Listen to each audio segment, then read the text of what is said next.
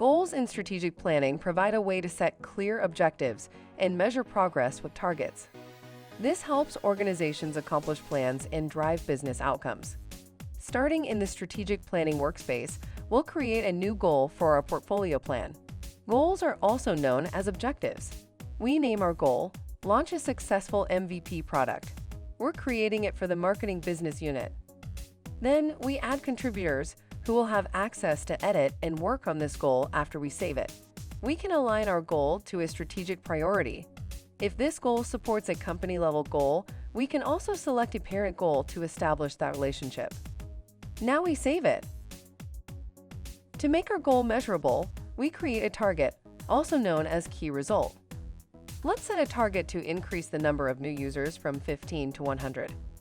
We'll use count as our unit of measure and specify that we want to increase new users from a base value of 15 to 100. Then we set a quarterly check-in frequency to track our progress throughout the year.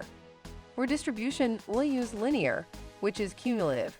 This will calculate how much progress we need to make each quarter to reach our target.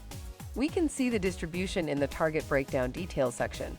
To reach 100 users by Q4, we need to hit specific milestones each quarter. Now we save the target. Let's add work items to the target. To do this, we click it, go to the Aligned Work tab, and select the work items we want to associate with this target. Now let's check in our Q1 actuals. By Q1, we were supposed to reach about 36 users. We enter our actual result, 40 users, which exceeds our plan, so we mark it as green. We can add a remark, tag someone in comments, and add attachments to provide additional context. We save our Q1 actuals.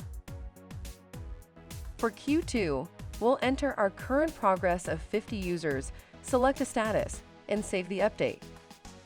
When we return to the Progress tab, our progress visualization is displayed. Our latest actual is 50 users, and we can view this in either a line graph or bar graph.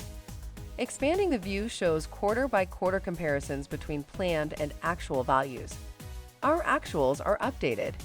Now we can manually update our status at the target and goal levels.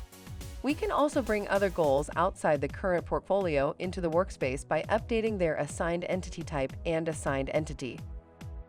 Now let's create a sub-goal to support our main goal. We'll name this sub-goal, Innovate with AI. Then we assign it to the development department that's within the marketing business unit rather than the unit itself. This establishes an organizational hierarchy. Let's save the sub-goal. In the hierarchy view, we can visualize the relationship between our goals. This helps us see how our business unit goals align with and support company objectives.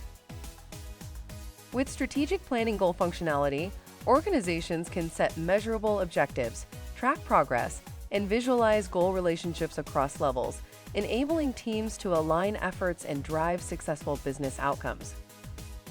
To learn more, see our product documentation or knowledge base, or ask a question in the ServiceNow community.